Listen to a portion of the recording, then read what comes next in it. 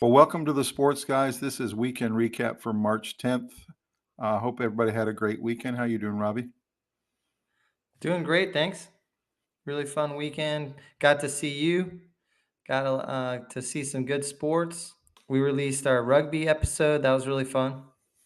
And went to a couple of different church services today. So there was a lot of cool things in my weekend. I had so much fun hanging with you, hanging with the family, getting to see everybody, getting to see my kids, and it really was fun. And we got to fit in some really good college basketball, which we'll talk about. It was really kind of a epic close to the regular season type weekend as we head into the playoffs on the college basketball side. So, any big stories hit you coming out of the weekend? A lot of good sports, some trades, Carolina Duke basketball.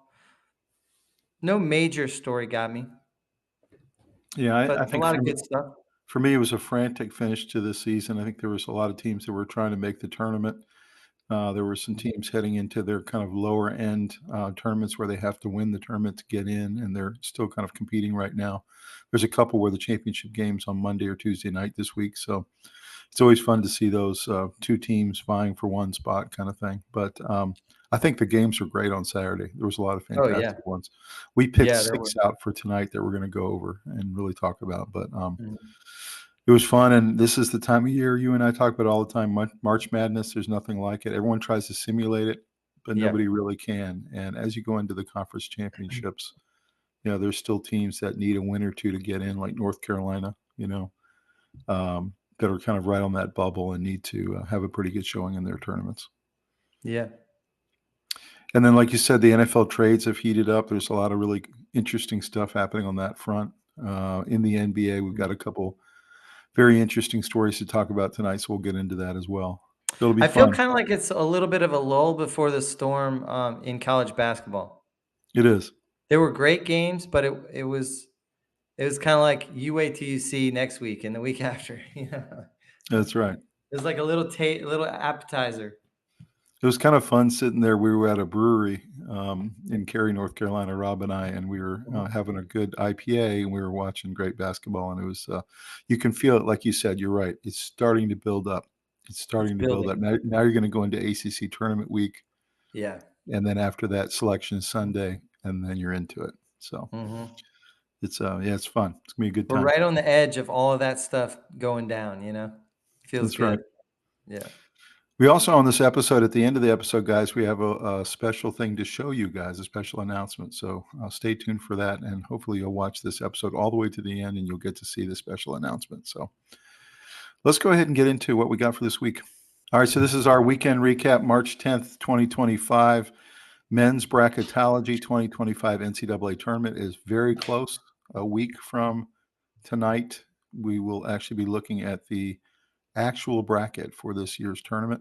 You see the two players that are the leading candidates for Player of the Year. They're on the left, and we've talked to them about them a couple of times. And you see that NCAA official ball they'll be rolling out onto all the courts across America as they start to look at the final four participants for this year in San Antonio. And then we have a lot of interesting things happening in the NBA and in the NFL offseason.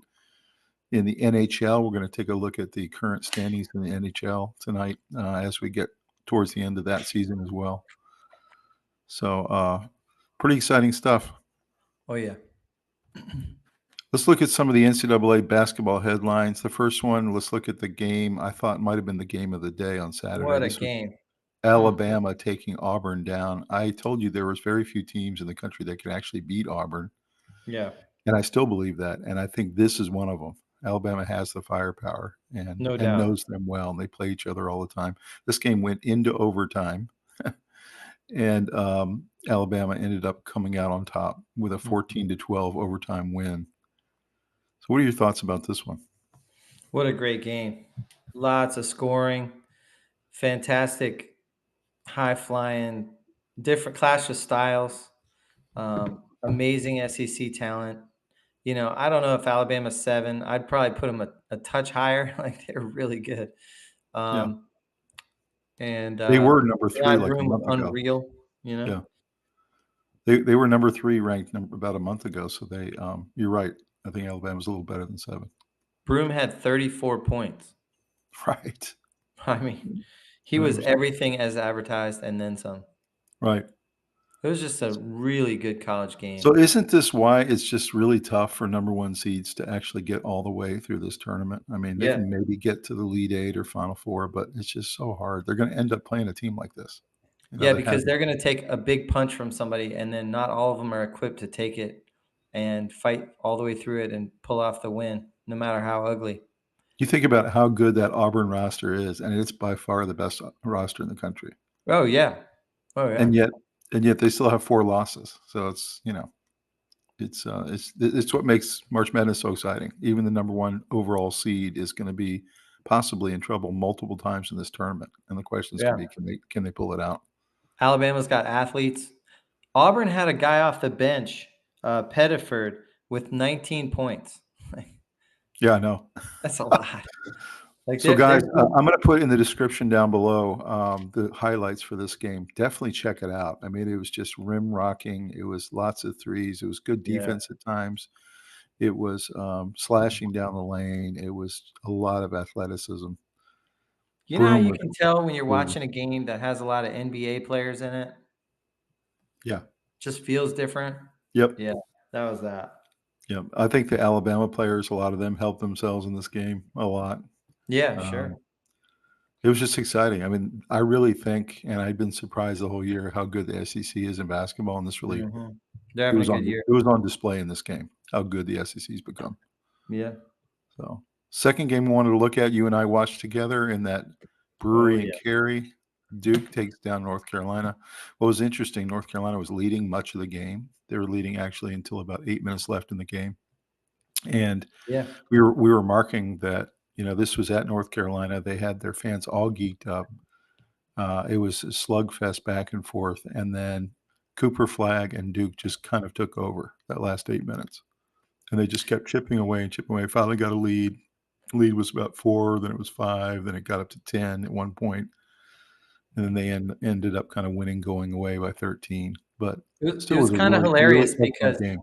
we got to watch it, sitting beside a big Duke fan, Right. and, he was a nervous wreck. Yeah. In the first half, he kept saying, "I think we're gonna take control in the second half," and then they came out in the second half, and Carolina kinda opened up a lead on them, and he Yeah. was saying, "This isn't what I expected," and I just said, "Just stay with it," and it was a really good college basketball game.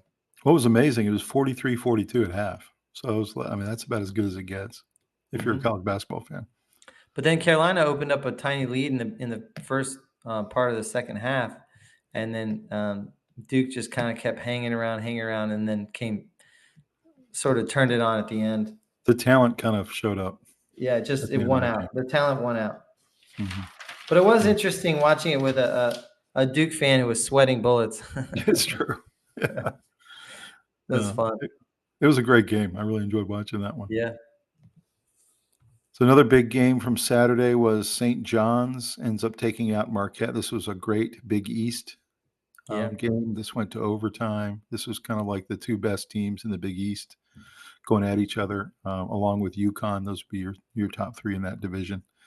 St. John's has been the biggest surprising team of the entire year. Rick Pitino's got this team really believing now. You can see they're already up to 6 ranked nationally, and, yeah. they end up taking this game in overtime, and I watched the highlights actually, on my way home today, Mhm. and, was really amazed at all the big plays in this game as well. What are your thoughts Yeah, about this it was a great one. one? Yeah. These are 2 solid tournament teams, you know? And obviously, St. John's is surprising everybody because they haven't really been good in a while. I mean, everyone remembers back to the Chris Mullin days and all that Mhm. stuff, but you had to go back to the '80s. I mean, it's been a long time, and Calipari's doing, a fantastic job of, building that program up from nothing. And I mean, hats off to him. St. John's is uh, I just Ye read it, somewhere, that St. John's is a legitimate title contender. They are. I mean, Rick Pitino, he got kicked out of Louisville because of all kinds of scandals there and ends up being out of basketball for 5 years, Mhm. and coached for a little while for a smaller school, and then St. John's a couple years ago gives him a chance to get back into the big time. And he's been slowly building, and finally this year has a team that can compete. And you have to think a coach that is that good is going to be able to compete one day. So Yeah. he's got St. John's back. And then, of course, he's against Shaka Smart, who's the coach at Marquette, Hmm. who used to coach VCU and has been a really excellent coach for a long time. As a And matter then of fact, Texas. Yeah. is one of the people that Virginia Cavaliers are looking at potentially in the offseason to bring Maybe. in. Maybe. But Marquette has always been a really solid program, and Shaka Smart has them rolling as well. So this is an excellent game between two great tournament teams we're going to be watching here in March Madness. Fun to watch. Iowa State, Luke's team, has had a really great season in basketball, and they continue to roll against Kansas State, one of their big rivals. That was a really nice game with a 16-point lead. And they come into the tournament with a lot of confidence, and I'm really curious to see how far Iowa State can go in this tournament. So any thoughts about them and their chances? I mean, I think they're a very solid team. They've got a good chance in the tournament of getting to maybe the Sweet 16, and then anything can happen. That's right. Yeah, and maybe a little further, maybe Elite Eight or something Yeah, like it's that. possible. Yeah. Anytime you hit that level, you can keep going. Mhm. Yeah, we'll see what happens with them, but I'm going to be watching very closely, and really interesting to see them take down one of their rivals in such a demanding fashion. Yeah. They have a really solid athletic program, Iowa They do. State. They really do. They're just kinda This good in everything. this next one is Kentucky, Mhm. 91, Missouri 83, a really good SEC matchup. Kentucky's had a little bit of an up and down season. They got to the point where they didn't think they might make the tournament. And then they've been on a little bit of a heater the last couple games, and they've really won in commanding style. This is a pretty good Missouri team they beat here. And it looks like they are gonna end up making the tournament and gonna be kind of a tough out for somebody. So what are your thoughts about this one? I mean, Kentucky's always gonna get talent, so their goal just every year has to be to just get into the tournament and see what happens. Mhm. But, Yeah, yeah, I agreed. I mean, mean, both these teams have the same exact record. yeah, Missouri's actually ranked higher, and it looks yeah. like they're gonna make the tournament as well. I think they're gonna be 6 or 7 teams coming out of the SEC, so I think Missouri's solid, but I don't really see them doing a lot in the tournament. yeah. Yeah, I think Kentucky's kinda rounding into shape this last 2 or 3 weeks, and, I Yeah, don't know, I wouldn't wanna play them. You get no. them in, like, the 2nd round or something, that's a pretty tough out. So last game we're gonna look at from Saturday, again, there's so many epic games, these are the 6 we thought were the best. Yeah. This was one we also watched some of Yeah, we with did. Hunter Dickinson and the Kansas Mhm. Jayhawks taking down Arizona, who's actually ranked higher than they are. Both of them are fighting for a spot in the tournament. I think they're both gonna end up making it, but this was just a real solid basketball game. It was a lot of fun to watch as we were Yeah, leading up to the Carolina game. So you actually remarked to me, "Isn't that Hunter Dickinson?" Of course, he had yeah. used to be on Michigan, so Yeah, I had forgotten where he went exactly, but, once I saw it was Kansas, it made sense. I said, "Oh, yeah, I did know that, yes." mhm. So Mhm. really solid game. I think they'll both end up making the tournament as well. Yes. And this is the kind of game that's really kind of a good tune-up for you as you're heading into March Madness. Mhm. 'Cause you're gonna this is Yeah, the kind of game you're gonna if end you up playing. lose it, there's a lot you can take away from it, and it didn't really hurt you that much.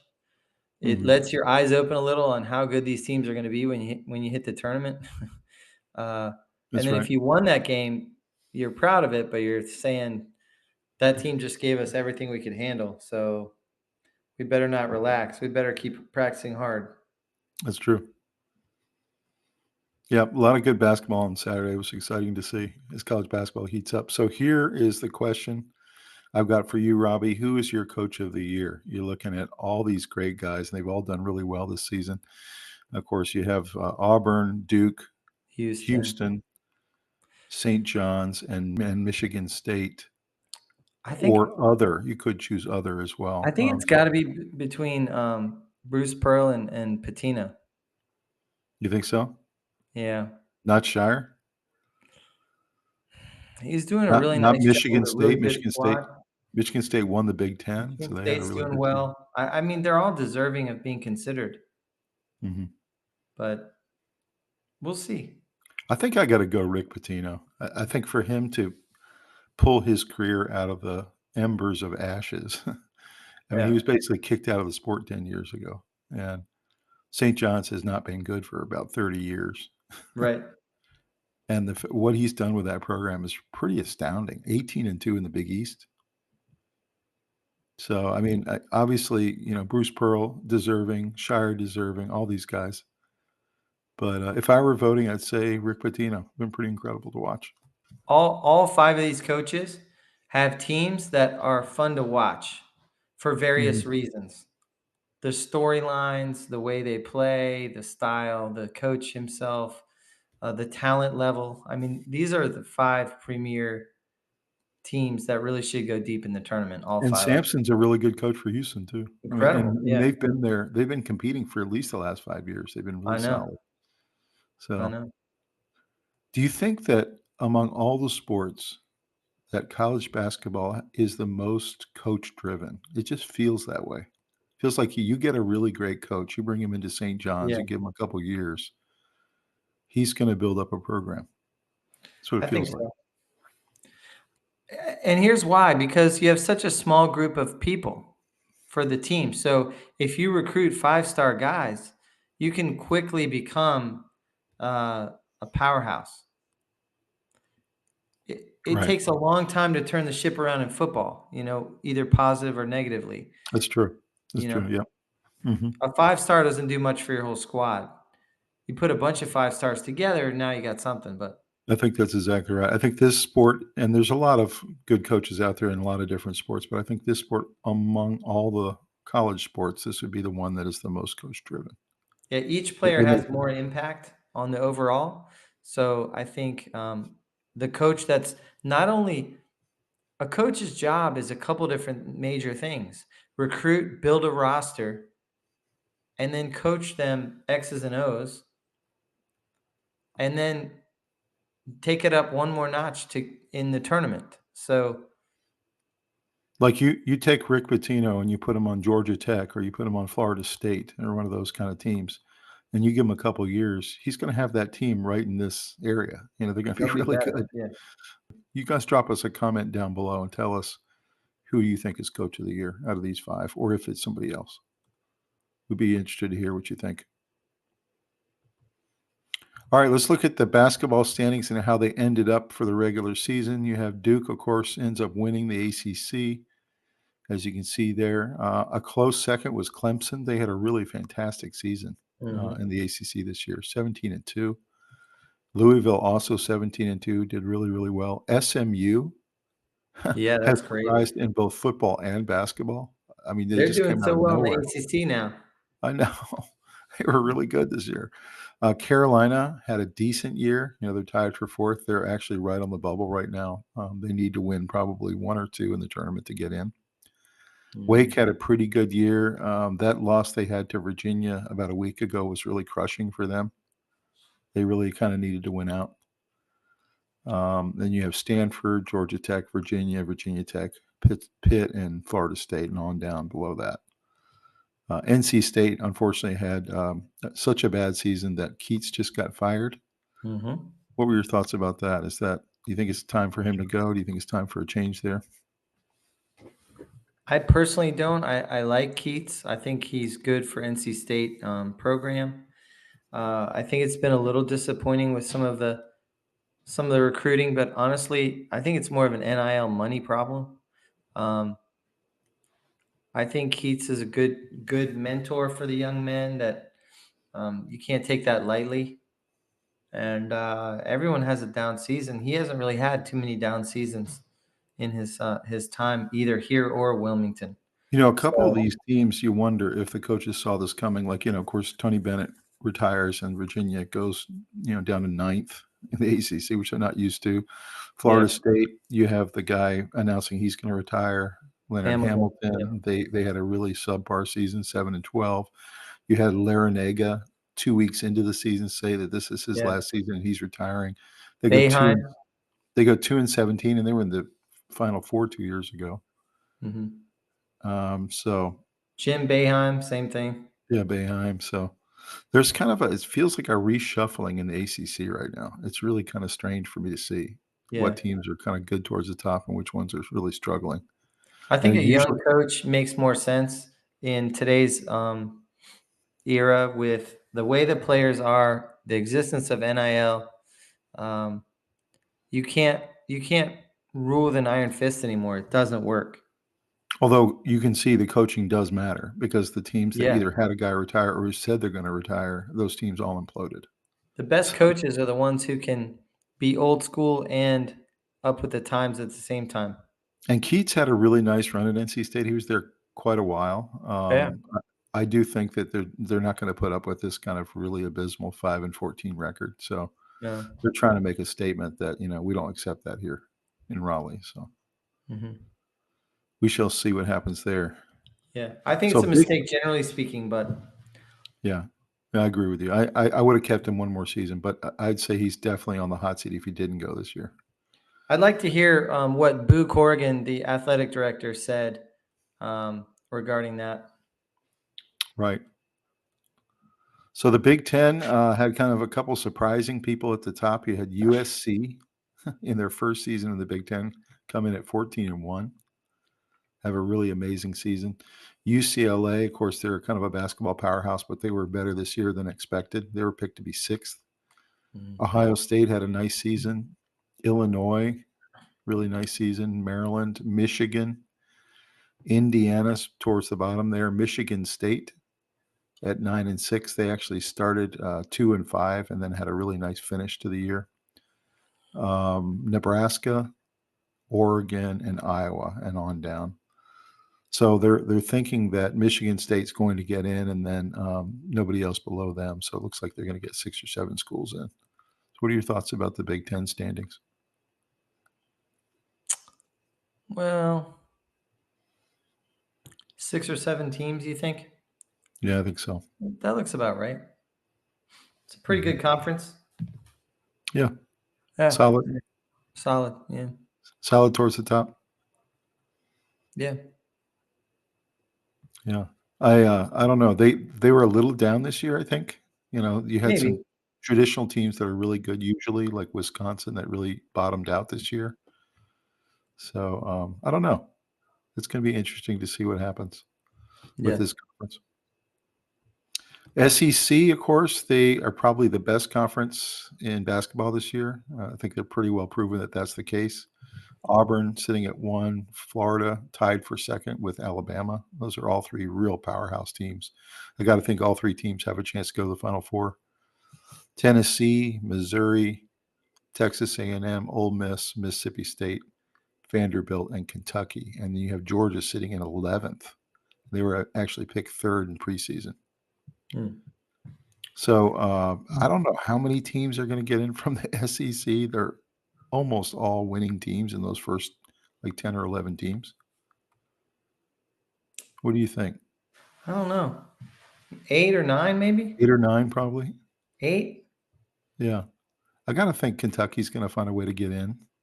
I think the SEC will have the most teams in. So if it's 7, it's 7. If it's 10, it's, Yeah, Big Ten will probably get in 7, and then SEC will probably get in 8 or 9, I think. ACC will get in 3 or 4. I have to think. So interesting to see how these seasons came out. Yeah. Just to see, and they weren't exactly as predicted, as you can see. So the March Madness schedule, as you can see here, Selection Sunday is a week from today. That's at 6 p.m. on Sunday, and highly recommend you get a chance to look at that. It's actually a pretty fun program to watch. The first 4 are going to play March 18th and 19th, so that'll kick off all the tournament action. That's about 8 days out.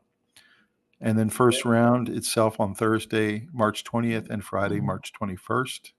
That's always the most fun games, in my opinion. I know, Rob, you and I have been in Vegas during that round before, and it's a lot of fun. Yeah, it's a laugh. And then I second would do round. anything to go back this year. I know. Me too. And then the second round kicks off March 22nd, 23rd. And then we have the Sweet 16, March 27th, 28th, Elite 8, March 29, 30, and then Final Four starts April 5th in the Alamo Dome in San Antonio, Texas, with the championship game on Monday the 7th, which is your birthday, by the way. Mm-hmm. What do you think of this schedule? It's going to be a pretty exciting couple weeks. Yeah. Yeah, it's going to be good. A lot of good teams this year. I don't think anybody is super dominant except for Auburn. So Right. that means that everyone's beatable and everyone can beat each other. So Which makes it even more exciting. more exciting. Yeah. So looking at the bracket watch, the top overall seed they're projecting to be Auburn. The last team out, they're now projecting to be Boise State. I know obviously the people from Boise probably hope that doesn't happen. We'll see next Sunday. And then they think the last team in is going to be Xavier, which will be the last team out of the Big East. So it'll be real interesting to watch kind of those teams on the bubble and see who gets in, who doesn't. And A see if lot will Carolina. hit. There'll be some ripple effects from these tournaments. By the way, Carolina is in one of the 4 teams out right now, unless they Yeah. win 2 games in the ACC tournament. So Mhm. they're in a really strange position for them. They have a chance to get in, but they got to play well in the tournament. Yeah, they're playing for their lives.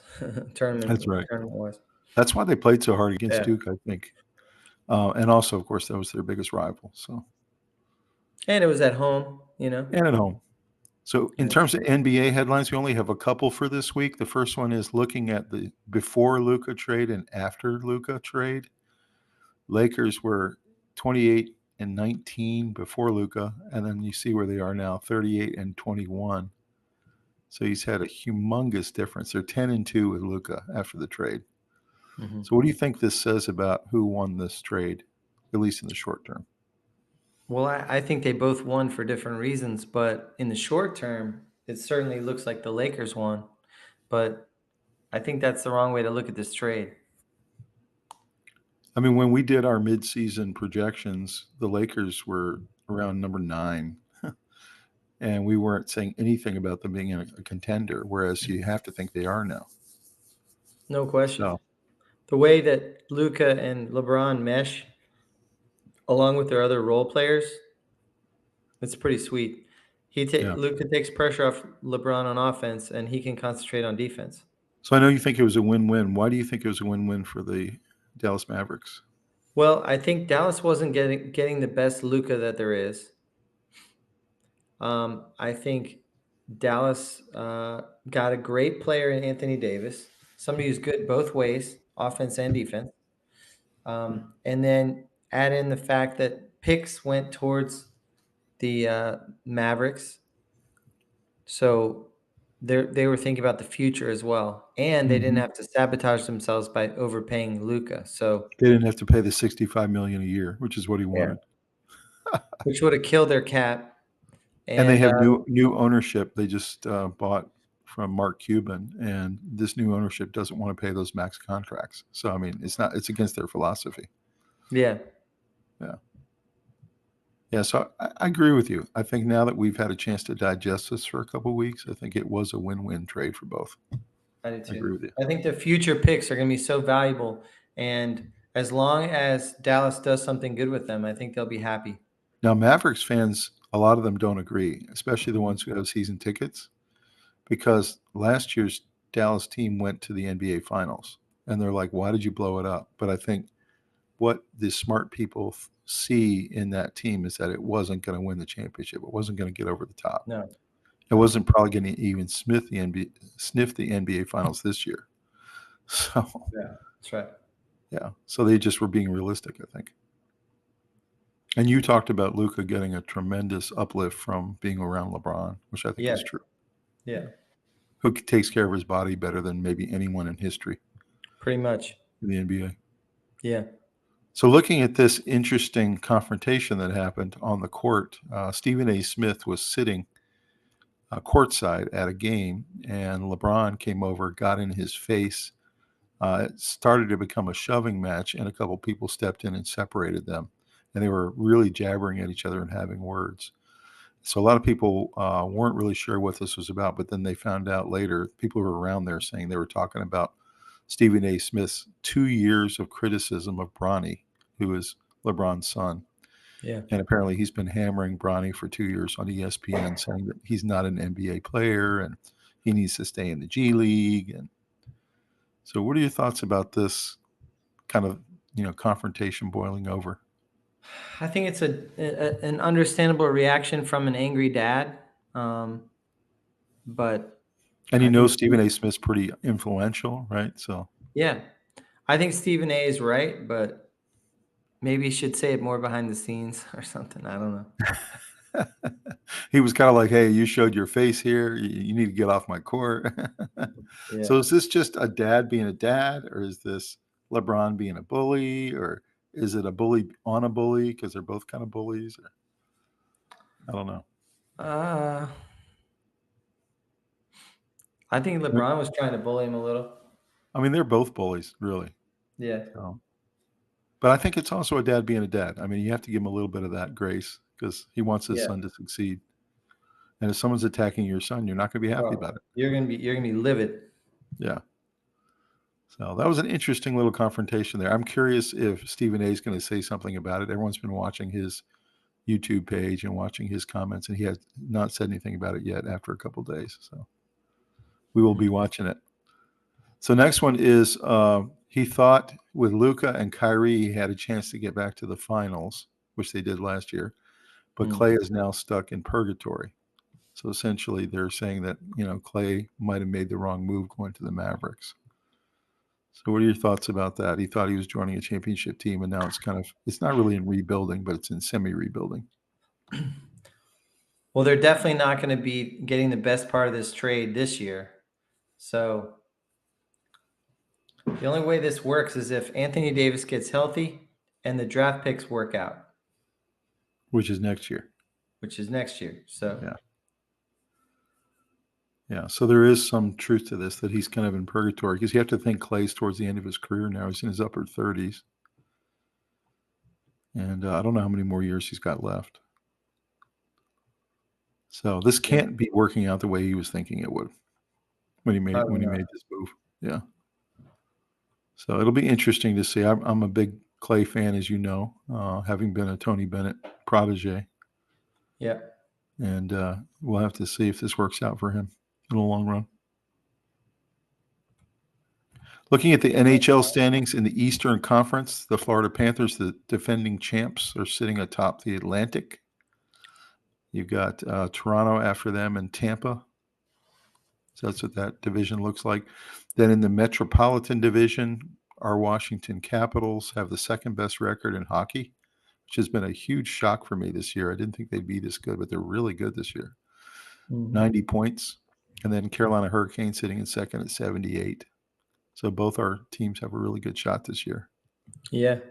So what are your thoughts about the East? You got the New York Rangers sitting there. Yeah, it's strange. The Rangers are having a tough time. They are, yeah. I was thinking they'd be a little better. Yeah. But you got to think the Capitals are the surprise team of the year, right? I mean, no one thought they'd be this good. No. Yeah. Carolina's been good, but not great. Yeah, they're a very good team, very solid. I'm hoping they'll heat up a little bit here in the last 2 months of the season. Yeah, that's what we need, is them to start playing their best hockey going into the playoffs. Mm-hmm. So that's the East. Look at the West. You got in the past, what's hurt Carolina is they kind of peaked during the season, right, and they could never reach that intensity again. That's right. Yeah, I'm hoping that's what the Capitals are not doing. We'll see. Mm-hmm. So the West, you got Winnipeg and Dallas, and the Colorado Avalanche over in the Central Division. So Winnipeg's looking really solid this year. They have the best record in hockey. Mm. And then in the Pacific, the Vegas Golden Knights, it's been amazing to watch them. They were an expansion team that were the best team in the Pacific from the very first year, even won a Stanley Cup and lost a Stanley Cup to the Capitals. Then you got Edmonton right behind them. They've got a lot of great players. And of course, they were in the finals last year. And then the LA Kings. So what are your thoughts about the Western Conference? Well, I still kind of like Edmonton. I just think yeah, Edmonton's great. they've got such a great team. But I don't know. You can't discount Winnipeg because they've been winning so many games this year. Yeah, So true. That could be a pretty good Western final between those two. Mm-hmm. Of course, Vegas might have something to say about it. Yeah. We shall see. I can't wait, man. I love hockey playoffs. I really love it. It's like Mm-hmm. a totally different sport than the regular season. Yeah.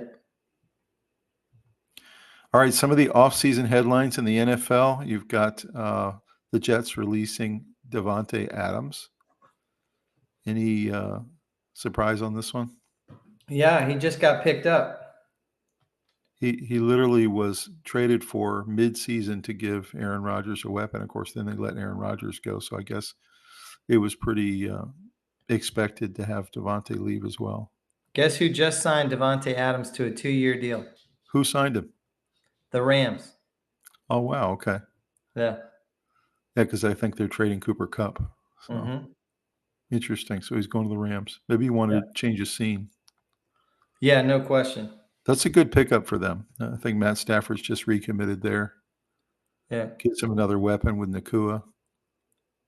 Yeah, that's good breaking news. I Yeah. like that. Real good coach.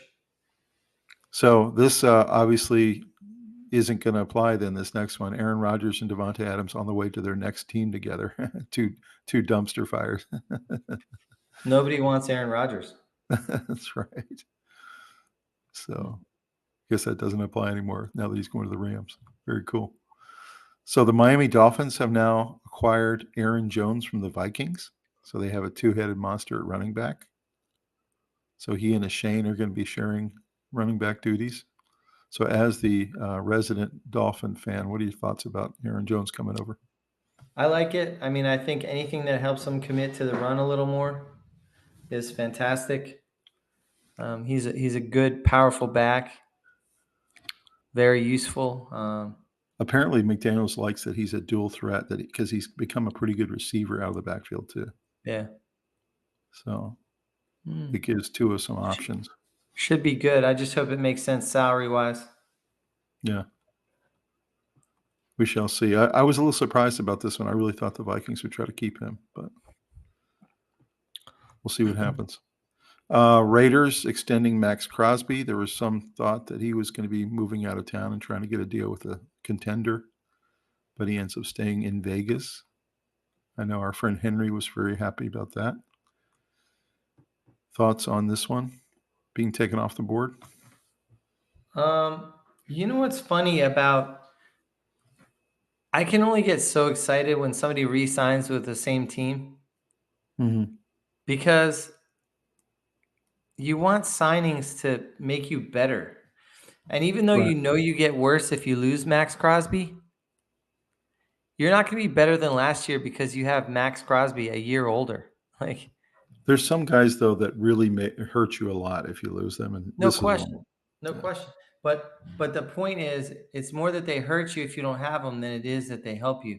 Because he's going to help the Raiders, but not in a spectacular way. He's just one man. So I don't know. It's weird. It's weird. It's like when you re-sign somebody, you're not getting better. You're just staying the same. Don't get me wrong. That's oftentimes the right move, but it's just hard to get excited about it because you didn't get any better. Yeah, I mean, it's just like, Garrett just signed with the Browns today, right? Same And thing. everyone was wondering where he was going to be going, that he needed to go and wanted to go to a contender, and then he ends up signing with the Browns for a record contract for an edge. So, but, obviously the Browns would have been a lot worse without him. So, yeah, good point about them re-signing with the same team. So I have some breaking news, Robbie. You ready for this one? Yeah. The Seattle Seahawks are trading DK Metcalf to the Steelers. Steelers. I knew To be that was one of the three. Yeah. to be paired up with Tomlin and whoever he chooses at quarterback. So DK Metcalf has a new home. Interesting. Interesting Okay. one. I know he needed a change. So speaking of the Seahawks, they also traded this man right here, Geno Smith, to the Raiders. He's the new quarterback for Max Crosby. So what do you think the impact of that's going to be? And why do you think the Seahawks made this move?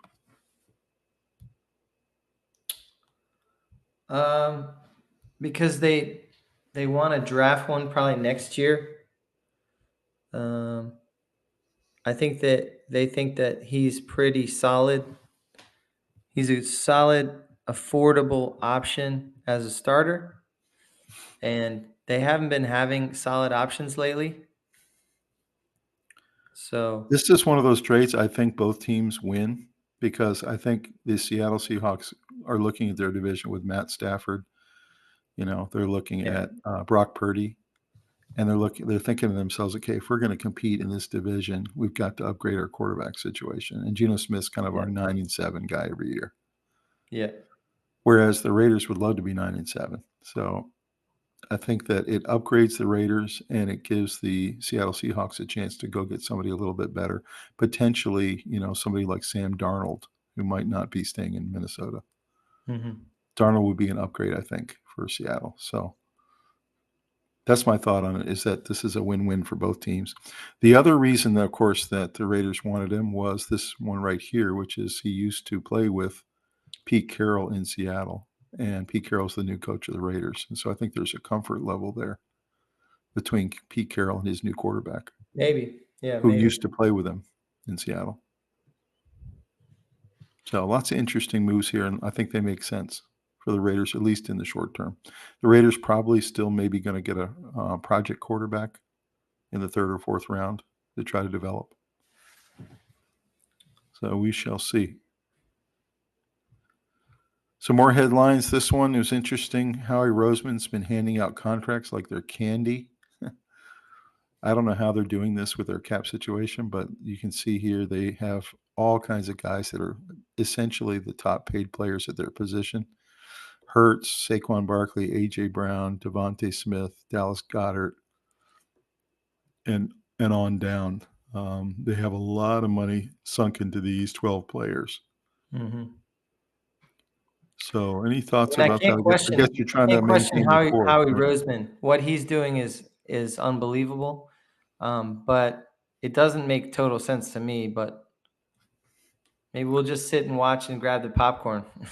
I mean, they just gave Zach Bond this big contract. He's a linebacker, a really great player. I mean, it looks to me like he's trying to keep the nucleus together from a Super Yeah, Bowl team. no question. And if you can keep them together for another year or two, that's what you do. He's let a few people leave, but I think that was just out of necessity. Yeah, you can't pay them all. Uh-uh. Yeah, he's paid most of them though. That's a lot of contract extensions in 1 year. Yeah. So then this is one of the guys they lost to the Carolina Panthers. This is defensive tackle Milton Williams, who actually is moving to the Panthers for a 4-year, $72 million deal. Nice. They had a 14-hour negotiation. So the Hmm. Panthers pick up a really solid player here. And this is probably one of the guys Roseman said, we just can't quite do it. Mhm. So thoughts on that one? I think it's probably a win for both sides. Too much salary cap for the Eagles and And the Panthers had salary cap Panthers room. desperately need some position groups, so Mhm. it's a Yeah, win. it is. And somebody they don't have to draft now because he's a young Yeah. guy still. Or they draft backups and there's no pressure on the young guys to come and Mhm. fill in. Mhm.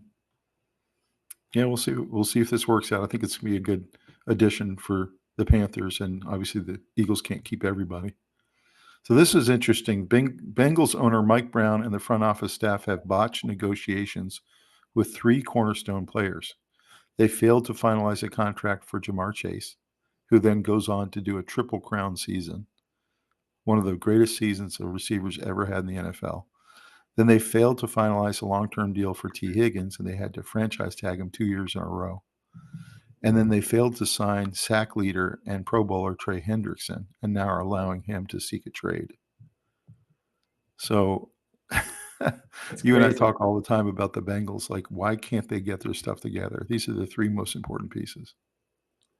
Yeah, they're mishandling them.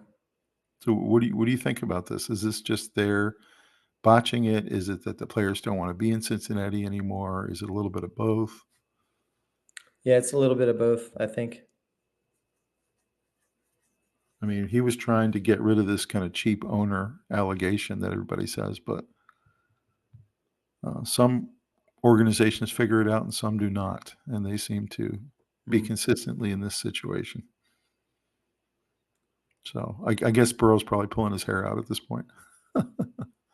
Yeah. We'll see. Yeah. So this next I'm one sure. was interesting and expected. The Commanders are releasing Jonathan Allen. He's been a key piece for them for a couple of years. That Uh, surprised me. it was a little surprising, but I think they have a couple of other guys who have been really huge for them, and they felt like he could be let go. He was going to be a really expensive piece, and they were not getting the production out of him the last couple of years. He was a Yeah. captain last year, so I that's a think he's little a bit leader, surprising. though. Yeah. That's tough. Yeah, so I don't know. This tells me that they're probably going to be drafting at this position, maybe, and didn't want to pay the $15 million a year. So Yeah. It's got to be something like that. yeah, or there might have been a personality issue or something. Maybe he and Dan Quinn didn't get along. So interesting one there. He's on the free agent market now, so he's available. This was interesting. A dream team NFC offense put together. You got Jaden Daniels, Saquon Barkley, Justin Jefferson, CeeDee Lamb, AJ Brown, George Kittle. Your offensive line is Trent Williams, Cosme, Jurgens, Dickerson, Penei Sewell, and Sean McVay is your head coach. I think that team would do pretty well.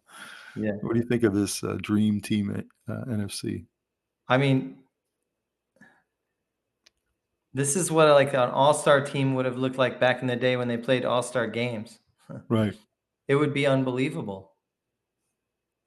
You have Trent Williams on one side and Penei Sewell on the other. Yeah. Wow. Saquon Barkley running the ball. You got Jaden Daniels a quarterback. Jefferson on Saquon one Barkley. side. Jefferson looking over at CeeDee Lamb. Yeah. Yeah, I don't know. That'd be Kittle in fun the to watch. slot. Oh my God. It'd be fun to watch. George Yeah. Kittle. Top 10 wide receivers according to NFL.com. Jamar Chase 1, Jefferson 2, Puka Nacua 3, A.J. Brown, Amon St. Brown, McLaurin, Nico Collins, CeeDee Lamb, T. Higgins, and Brian Thomas Jr. Any problems with that ordering?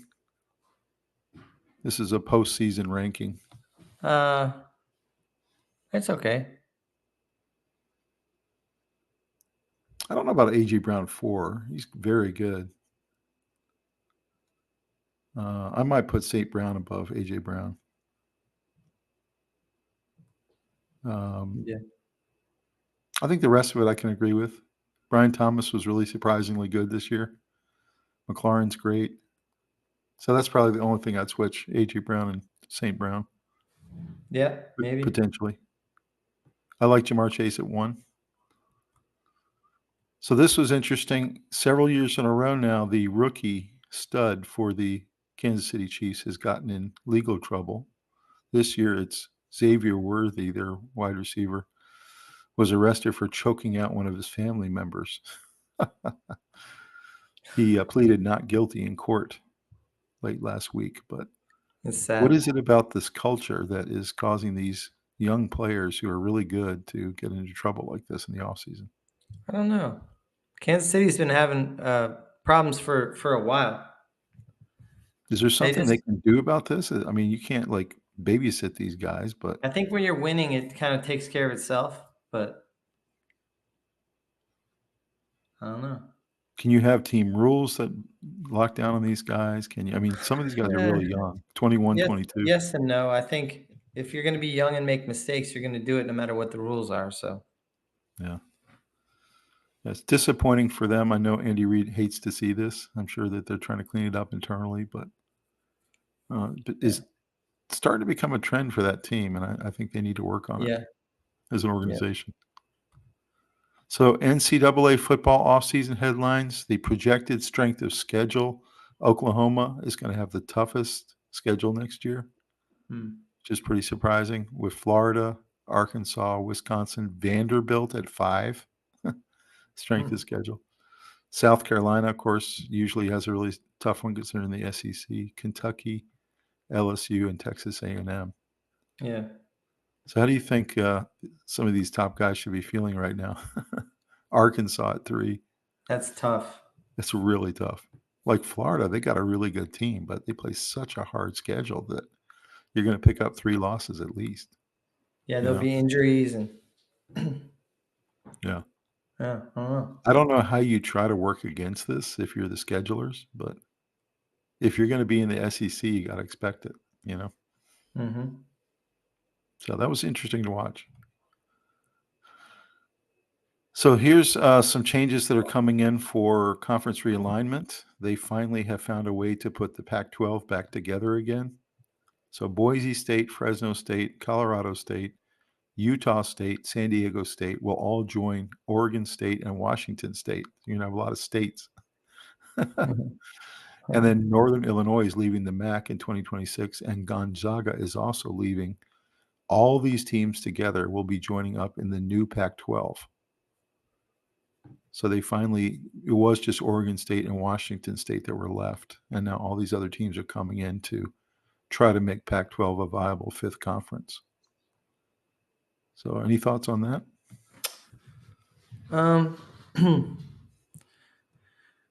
So not essentially really. I Mountain kind of West, like it. I mean, essentially the Mountain West is getting liquidated is the way I look at it. yeah, the Pac-12 should be a high-flying, high-scoring, full of teams conference. You know, Mhm. I don't know. I think it's good for them. I mean, I that's a think I good like brand. it. Yeah, I It's a like it. good brand, and they got imploded last year, and maybe this new conference can kind of bring back some of the old glory the Pac-12 used to have.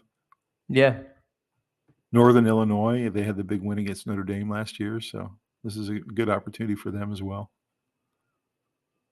So about 9 out of the 10 teams all have state in their name. That's kind of strange. yeah, But I'm going to be looking towards these guys, see how they do this year, Pac-12, the new Pac-12. sure. So another interesting one we've talked about before, but I think the impact of it is going to be really felt this year, that there's this second spring transfer portal window that allows players to make moves after teams have already assembled their rosters and have already started their spring practices. So the window is only a 10-day window from April 15th through April 25th. It essentially gives players a second chance to leave and go somewhere else. So you got 2 different free agency periods now. So what are your thoughts about this? What's the impact? Are you going to have more and more players taking advantage of that if they kind of look at their roster and see that they might not get any playing time kind of thing? I think when you have multiple windows, it's good for decision making. Um, it'll be fine. You know, I don't know. I don't know. I'm a little queasy about how much movement there is in college football already, that it's essentially a 1-year commitment these days. Yeah, you're single year free I agent think if every you're year. gonna leave, you got your 1 window. It's a 30-day window. You got plenty of time to do it. Having a second window, I don't know. I'm not sure it's necessary, but we'll see how this system works for a while and see if it allows some players to get out of a bad situation. Yeah, hopefully. I'm not totally sure why it's necessary, but I guess it does let them look at their spring practice situation and see if I it's what think they it's in like. case your team brought somebody in your position and you should be a starter, but now you have a fierce competition on your hands Right. and you shouldn't. Like if you're a kicker, a tight end, or something like that. Mhm. We'll see. We'll see if this works, but I'm a fan of if you're going to have the window, kind of make it 1, and everybody Yeah. has to live by it, and that's how it is. So let's look at some of these teams coming into this 2025 college football season.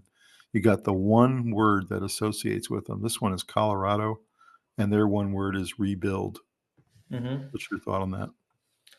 Yeah. I mean, I think there's a huge question mark around their program right now. Losing Hunter and Shador is going to be Can hard. can Coach Prime do it again? Is basically what it is, Yeah, we'll see. with Maybe. a new group, or are they going to struggle? I mean, there's no doubt they're in rebuilding. Is it rebuilding or reloading? I guess we're going to find out. Yeah. I So don't know. Oregon, it's calm. They have such a great program with Dan Lanning now, and they just absolutely reload every year. They just dominate the Northwest in recruiting, and really Northern California as well. So thoughts about that word for them, calm? I think that's good. They're always going to be good with the amount of talent they have as long as they stay under the radar and keep everyone out of the headlines, Mm-hmm. keep everybody Agreed. healthy. Yeah, they're just solid. They're stable. They have a program that everybody envies. Yeah. They have lots of NIL money. South Carolina is optimistic. They had that really nice kind of run at the end of last year. Probably if they had had a better beginning of the year, they might have made it into the college football playoff. Shane Beamer's got things rolling there. So would you be optimistic if you're a Gamecock fan? Yeah, I think so. If you look at some of the prospects in the NFL Combine from South Carolina, you know they've got talent. You do. They've got talented players going there, and you know, I think they just keep reloading and keep I like rebuilding. what Beamer's doing there. They keep saying that he should go to Virginia Tech. I disagree. Why would he do that? He's I got don't know South why he did Carolina in it. a nice position, He would and redo his dad's legacy. It wouldn't help him. he's got a nice recruiting portal going there now. Just a nice Yeah. pipeline of players. So yeah, I like optimistic for them. Miami is tense because they're losing Cam Ward, tense because they're bringing in Carson Beck. They are in a situation where they got a little taste of winning this past season, and yet they kind of blew it at the end and didn't make it into the playoff. And Cristobal is going to have kind of a short leash from that fan base and needs to figure out a way to make it work. So what are your thoughts about Miami? I think it's tense because there's so many unknowns this year. How people are going to fit together and how the team's going to mesh and how much talent's on that team. Is their defense good enough to And I'm compete? sorry, you can say whatever you want about Carson Beck, but he's not Cam Ward. That's a really No. dynamic player to try to Yeah. replace. No, he's not. Yeah, I don't know what they're going to do offensively to Although I replace will him. say that a lot of people who watched him play a lot at Georgia, they're very impressed with his throwing the ball and stuff. Like he's not a scrub who's hurting his team necessarily, like it looks like sometimes. True. He's actually, from people who are around the program, he's much better than I would anticipate. Hmm. I would agree. Mm. We're going to see. We're going to see because he had times where he looked good and he had times where he looked really out of Yeah, his league. yeah, he didn't look great all the time. And That's for he is sure. playing in the ACC, which helps a little bit, but Yeah. he's got big shoes to fill there. Mhm. Alabama is serious. You have a situation they're coming off a 9-4 season. That's not what they're used to in Alabama. No. They really felt like not much of a force this year. Of course, they had a really dynamic quarterback who was kind of up and down at times, Yeah. and they lost a couple of really close games, and they really want to get back on track and have another 11-2 season like they're used to. So you think Yeah. serious makes sense there? Serious is a good word because I think they're nervous that they're going to start slipping permanently. Well, they got Texas to deal with now. They got Yeah. Oklahoma to deal with, and South Carolina and Georgia, LSU, Yeah, they got problems. Texas A&M, Yeah. Ole Miss. It's Yeah, a brutal division. it is. Tennessee, Auburn. Iowa State is sturdy. Luke's program, Yeah. sturdy. They had their best football season ever this past year. They did not make the playoff like they were lined up to do, but Hmm. had a really good season and were really players almost the entire year. Right. So that coach and staff have a really good program rolling now. So I think Mhm. sturdy is a pretty good word for them. Yeah. Clemson is confident. They've brought in one of the top 5 recruiting classes this year. We got a lot of young new talent. We got a couple great receivers coming in. They got a couple great guys in the portal for the first time ever. He's not much of a fan of the portal, but he brought in a couple offensive linemen through the portal. Yeah, he took some criticism. So thoughts about confident? It looks like they are going to be the class of the ACC this year. I think they should be confident. Not overly so, but just enough, knowing that they're probably going to run like a hot knife through butter through the ACC, and then they're going to have to take it up a notch to survive in the playoffs. So That's right. Yeah, I think they're going to be almost a shoe-in to get to the playoff. I don't see them falling off so much that they don't. Maybe. SMU is emboldened. They had that incredible year out of nowhere last year and ended up winning the ACC in their first season in the ACC. So have a really nice program going now. Yeah. You think emboldened makes sense? Yes. It's a good word. I think, they and Clemson are probably the top two in that division Yeah. right now. Maybe North Carolina if Coach Belichick can get it going. Possibly. Army is exciting. Yep. They had that really great season. So did Navy. It was really fun to watch. Starting to not only get into bowl games, but now they're starting to get into kind of New Year's Day bowl games. Yeah. And Service academies were really enjoyable to watch. actually whispering maybe making the playoff one of these years. Yeah. That'd be really cool for Army. Really cool. And they aren't just a running the ball team anymore. They can actually pass a little bit sometimes. A little bit. Yep. Yeah. So exciting is for them. Indiana is fascinating. This is one of your favorite coaches in college football. Yeah. Fascinating to see if they can continue the success they had last year. Was it a once in a lifetime thing, or was it something that is sustainable within the Big Ten? Probably sustainable.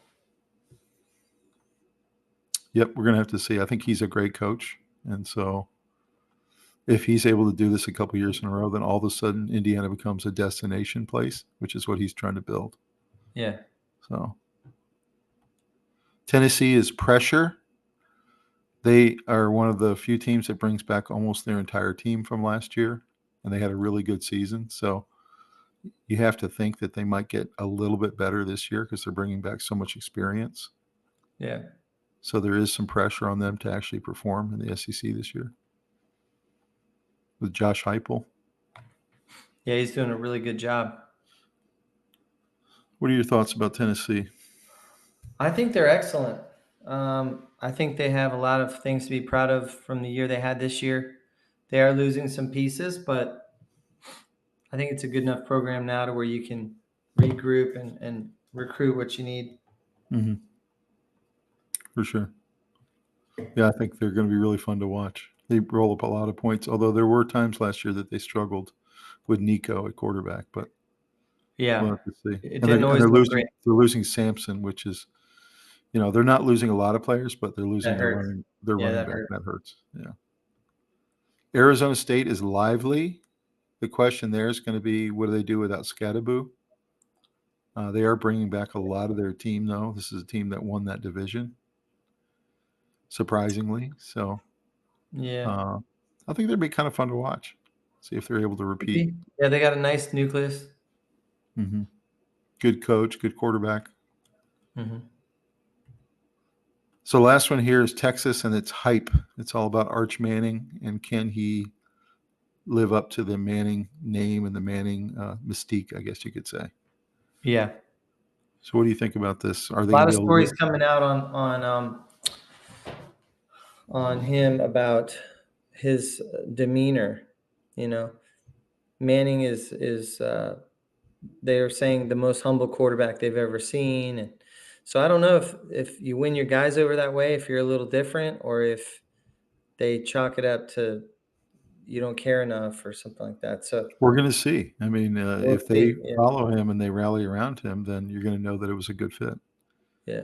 that he lived up to the hype. I agree. Yeah. It's going to be fun to watch, the Mhm. NCAA football as it ramps up. Yeah, no doubt. Some of the football memes for this year, these are Cam Ward's top 5 QBs. He ranked these. They asked him in the combine this past week, and he said Jaden Daniels, Patrick Mahomes, Lamar Jackson, Josh Allen, and Jalen Hurts. Wow, he said Those are his Daniels top 5 first. QBs. Hmm. So what are your thoughts on Cam Ward's rankings? That's good, but I'm putting Mahomes first. Mahomes first? Mm-hmm. Okay. I think some of these young guys admire what Daniels did in his rookie year. Yeah. They're looking at, there's a little bit of recency bias. I agree with you. Yeah, no doubt. I mean, is Jaden Daniels better than Lamar Jackson? Probably not yet, No. He's awfully good though for a rookie. But yeah, it was interesting to see what a young guy who's coming into the league, how he thinks of these guys. It's interesting. Yeah, I agree. Jalen Hurts, every 5 years or so, a completely average QB gets carried by a great team to a Super Bowl win. You have Trent Dilfer, Joe Flacco, Nick Foles. Welcome to the club, Jalen Hurts. So do you think that was fair? Not fair? Is he in the category with these other guys carried by a great team? It's a little harsh. I think He, he's a little he better than these three he's very a Super average Bowl guys. champion now. I mean, I don't he put has him some at respect. all. I'm not a huge Hurts fan, but I don't put him No, in me Trent neither. Dilfer category. Do you? No, He's better than Trent Dilfer. but I think Dilfer was pretty good too. So Yeah. Or Joe Flacco, Nick Foles.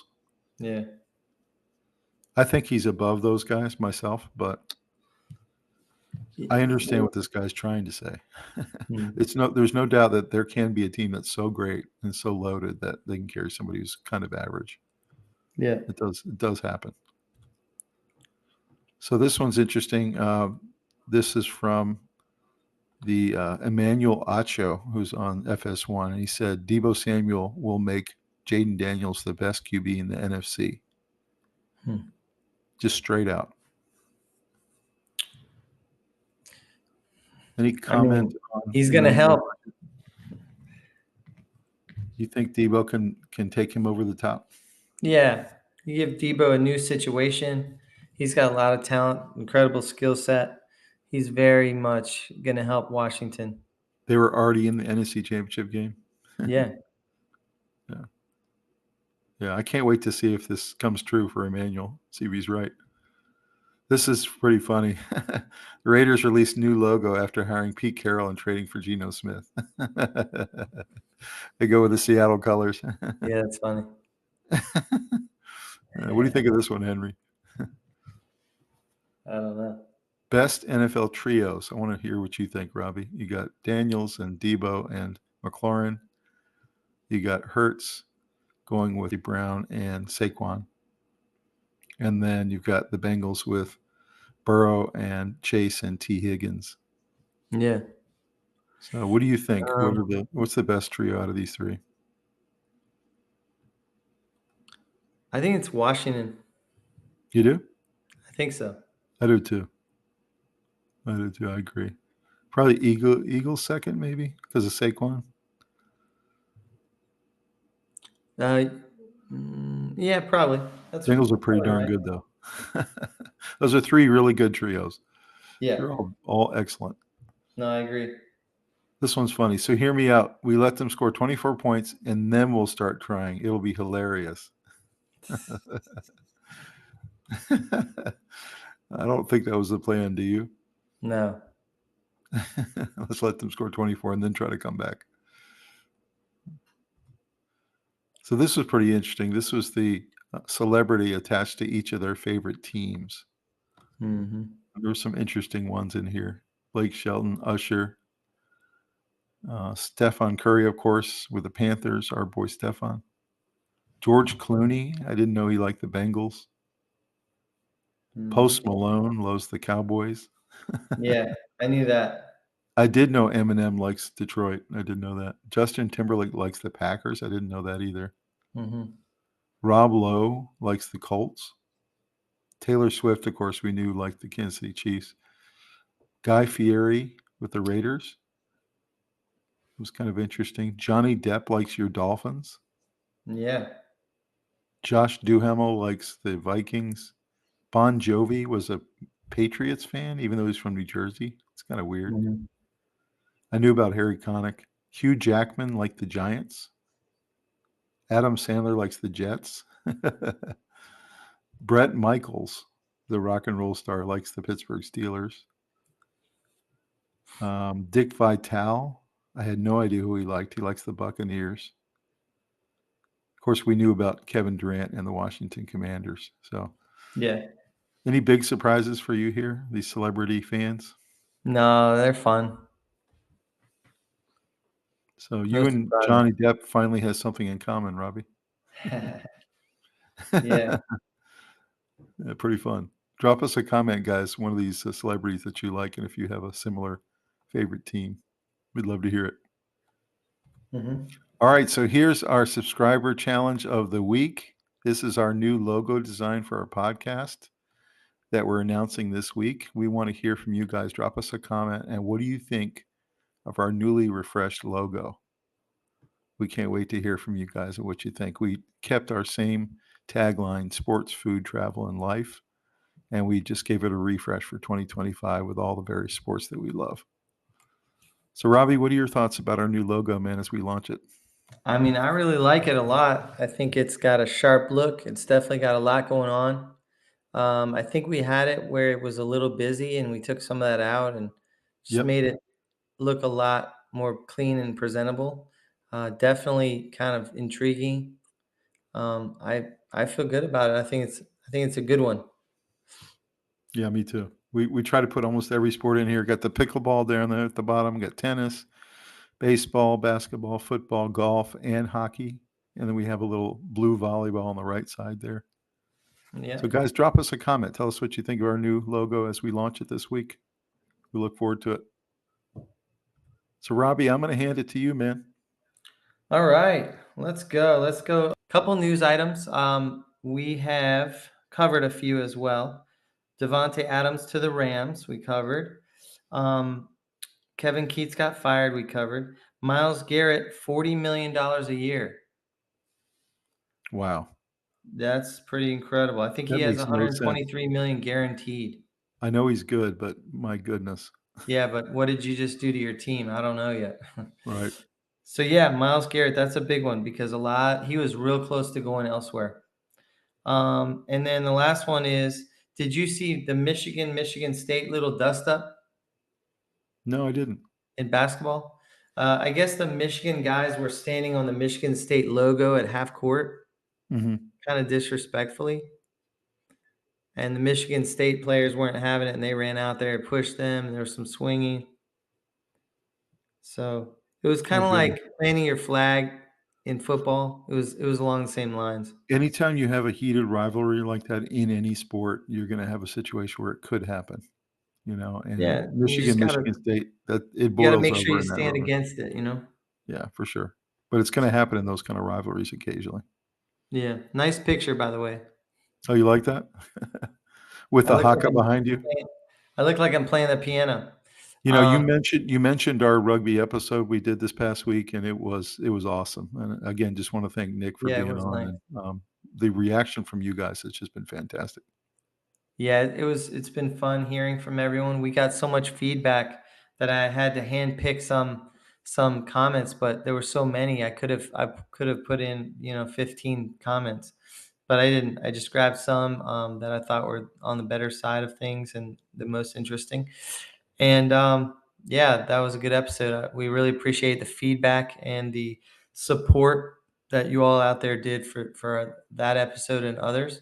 And it's always fun when we do something a little different and it comes out pretty good. So anyway, let's get on to the mailbag. The respect and sportsmanship in rugby make it one of the best games in the world. At Dorothy.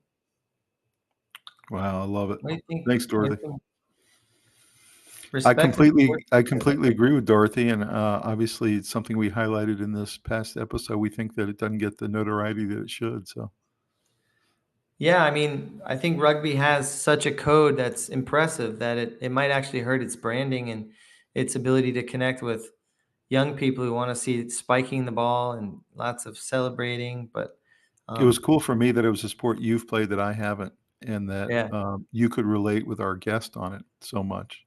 oh That was yeah, kind of neat I didn't tell that many stories, but I think that it definitely drummed up a bunch of stories in my head. for sure. I was remembering lots and lots of things, so that Mhm. was cool. All right, next one. This should be shown to anyone new to rugby. Such a great introduction at Janice. Wow. Yeah. Well, So thanks so that, much. It that's it high was kind of a praise. it was kind of a primer, wasn't it? I mean, we gave history of it. We gave the rules or the laws of it. We gave background of it, the positions, the field, the ball. We Some really did give stories. kind of a Yeah. primer, lots of stories, Yeah. and The what trajectory. makes a good player. Mhm. Yeah, so we had a lot of fun doing that one, and obviously, I think it came out well. If you're a rugby fan, hopefully we did it service. If you don't know much about rugby, hopefully you learned a lot because that's kind of our goal is to share information whenever possible and try and be entertaining while we do it. Mhm. So, and that was at Janice. So thank you, Janice. As a lifelong rugby fan, this episode was fascinating. Well done, at Fabian. Wow, that's huge. Compliment Yeah, from you, Fabian. The fact that yeah, you're a lifelong fan, you loved our episode, that says a lot, and we really appreciate it. yeah. That was really cool. Super cool. Yeah. We know that Keep a 'em lot of our uh, viewers are overseas and checking in from different points in the world and different parts of the world. And that being said, a lot of times an episode like this might surprisingly do pretty well. So It's true. we were happy. It's true. We weren't really sure how it was gonna do, but it did great, so Right. Okay, last one. Never knew rugby had such deep roots. This was an eye-opening episode at Ashal. thanks, Ashal. Yeah, we're glad that you enjoyed it, glad that you learned a lot from it, and that it was eye-opening for you, and, in some ways, it was for us too. We had such a great guest in Nick, and Yeah. he gave us a lot of really good information. He was kind of the perfect guest, so, He was a great guest because yeah. he was able to support what we were talking about, uh, and then support what his own ideas with lots and lots of anecdotes, stories. He had a lot of background information, really knew his stuff. So it was nice because he could verify my opinion on something, or he could definitely add some knowledge when we weren't always sure how deep in we were going to go. But um, yeah, it was an eye-opening episode for Ashal, and we were very happy to do that. So No question. yeah, and Thanks. that's it. So, Robbie, before we move on to the end of the program, what do you think of this new first pickleball stadium that opened in South Florida? Very exciting. Is that Very incredible or exciting. what? Yeah, it's very exciting. I like If seeing all these advancements in pickleball. it was a $15 million facility they put in Hmm. just for pickleball Pretty dedication, so they're sweet. gonna have big tournaments. Yeah, Pretty cool to see. yeah, it is.